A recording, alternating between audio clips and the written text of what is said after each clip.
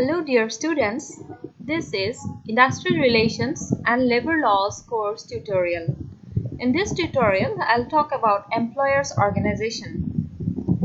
The learning objectives in this tutorial: to understand employers' organization, to know the legal status of employers' organization, to know the structure of employers' organization, to understand the aims and objectives of employers' organization, to know the role of employers' organization, and to know the services provided by employers' organizations. Employers' organization, comprising business enterprises, are the key actors in industrial relations. In short, this is EO. Employers' organizations are formal group of employers set up to defend, represent, or advise affiliated employers and to strengthen their position in society at large with respect to labor matters as distinct from economic matters. Employers' organizations are composed of enterprises. These are unlike trade unions, though the definition of that is in Trade Union Act 1926, it includes in its purview associations of both workers and employers.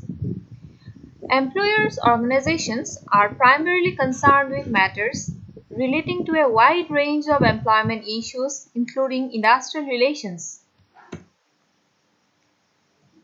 There are varied types of employers' organizations, say large employers organization and small employers organizations. Large employers organizations represent employers generally in large scale industries enterprises. Then small employers organization, these basically represent or they are meant for protecting the interests of small enterprises and medium enterprises employer. Then there are domestic employers organizations. That means those employers organizations which are get registered in a particular nation. In that nation, that becomes domestic employers organization. But if that employers organization is registered outside of that nation, then it becomes a foreign employers organization. Then there are private employers organization and public employers organizations. Private employers organizations basically composed of private sector employers, and public employers organization comprises of public sector enterprises employers. In India, the umbrella organizations for Indian employers are the All India Organization of Indian Employers, in short AIOE. This was set up in the year 1933. There is another umbrella organization which is known as the Council of Indian Employers, and it was set up in 1956. All India Manufacturers Organization, in short AIMO, it is the employers organization which was set up in 1941 for serving the interest of the member firms in the medium and small sectors. In international level, the International Organization of Employers, in short IOE, which was founded in 1920, this organization represents interest of employers in the international level or in the world level. Now I'll discuss the legal status of employers organization. Employers organization in India could be registered in any of the following legal forms. Say under the Trade Union Act 1926, then it may be also registered under the Indian Companies Act 1956 or the Societies Registration Act 1860. Several employers organizations in India are registered under the Trade Union Act 1926. Now let's discuss the structure of employers organizations.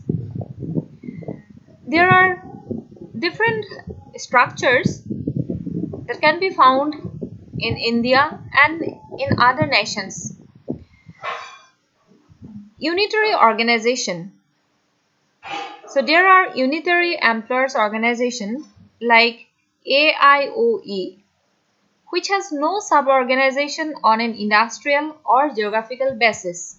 So if the organization is not having any sub-organization, then that organization structure can be said as unitary organization. Then there may be federal structure.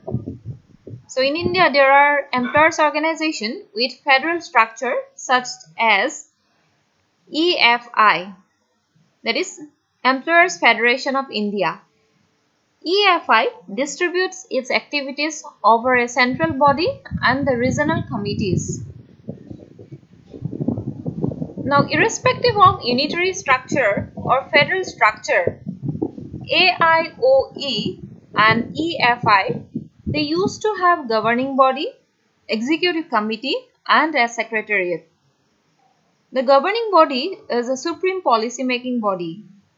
The executive committee is responsible for implementing the policies and objectives of the organization, and the secretariat with permanent staff is responsible for carrying out the decisions of the governing body. Another organization, that is SCOPE, has two administrative organs, the Governing Council and the Executive Board, besides the Secretariat with permanent staff.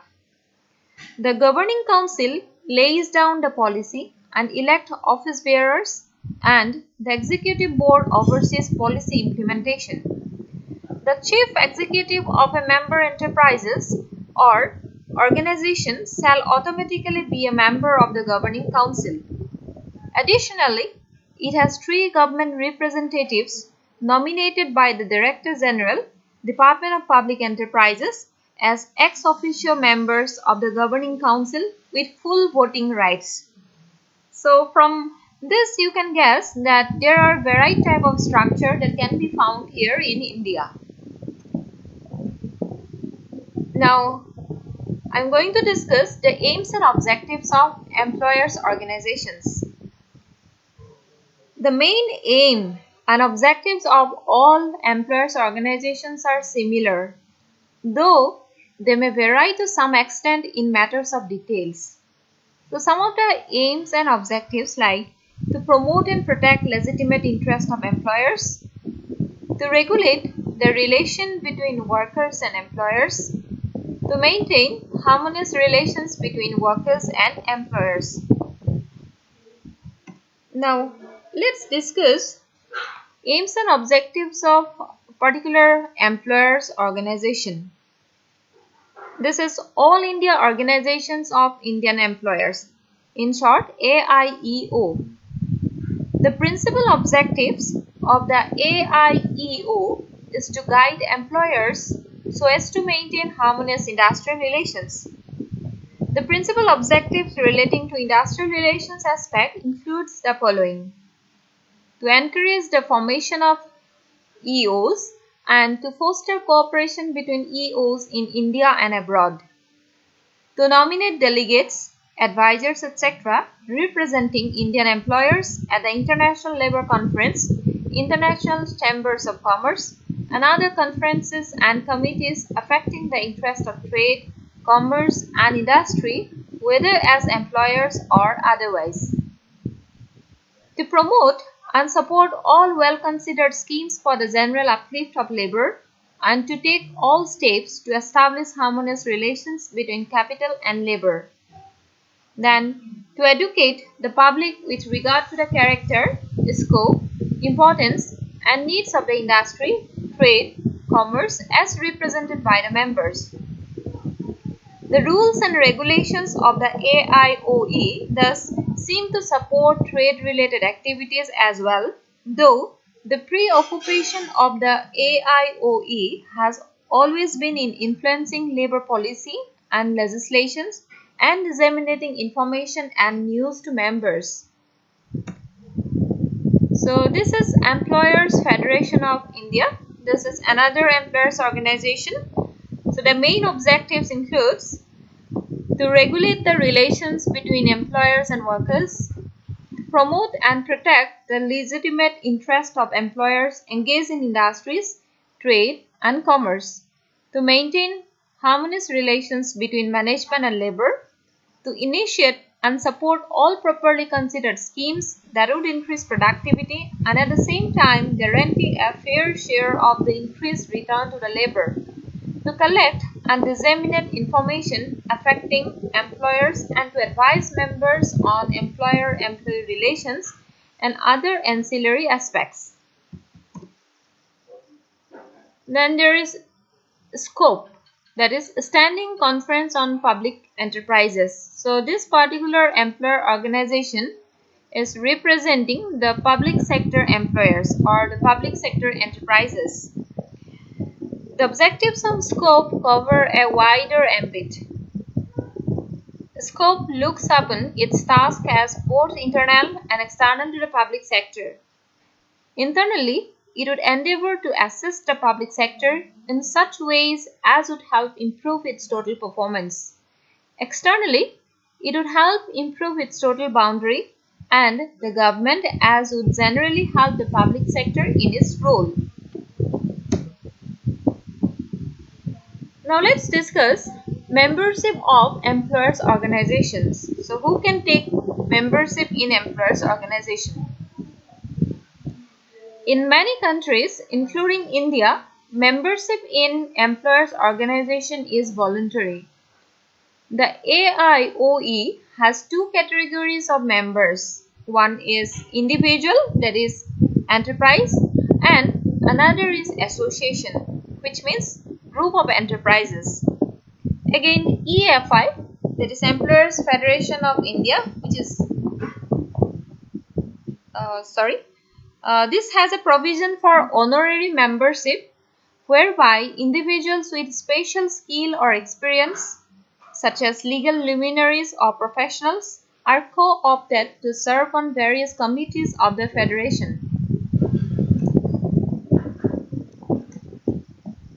Employers' organizations play varied role in relation to industrial relation, labor matters, and also in relation to economy.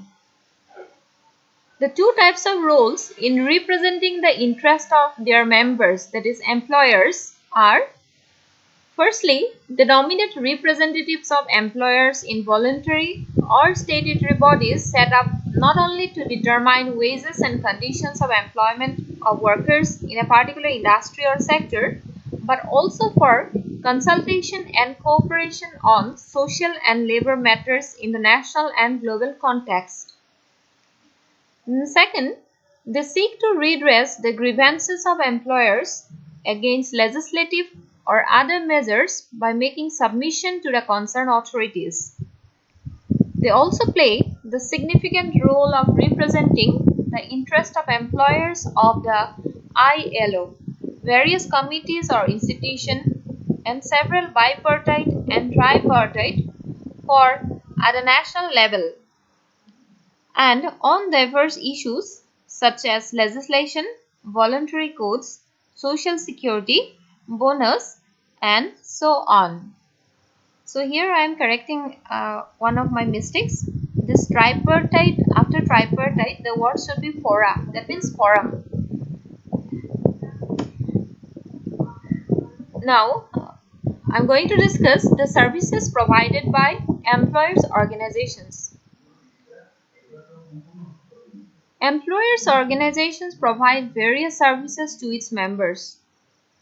The kind of services that an employers' organization could provide should rest mainly on the needs of the members and their priorities, as also the resources and competence within the leadership and secretariat of the employers' organization.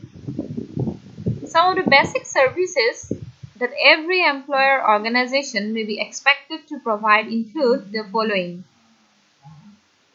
study and analysis of problems and dissemination of information.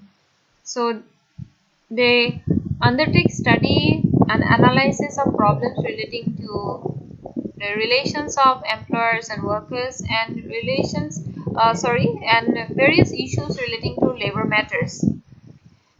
Then publication and experience sharing.